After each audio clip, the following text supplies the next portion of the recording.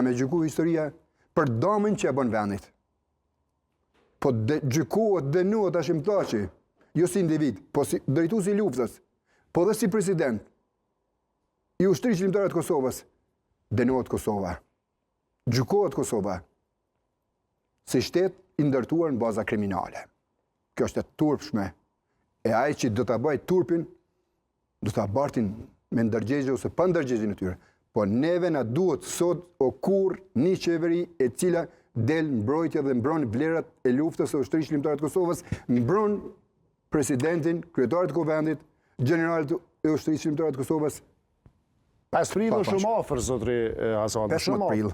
Po 15 prill është shumë afër. Përfundon procesi. Gjykimi nuk përfundon. Po për të nisur këtë lobimin. Ky proces i lobimit është i mundshëm tash. Prokuroria kryen procedurat e veta.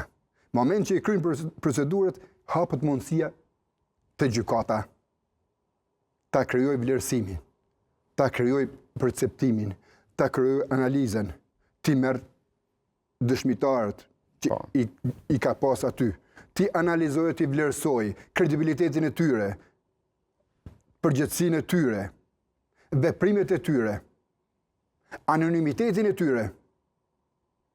Do të marrë vendimin e drejtë. Vendimi i drejtë është Hashim Thaçi, Kadir Veseli, Recep Selimi, Jakub Krasniqi janë të pafajshëm.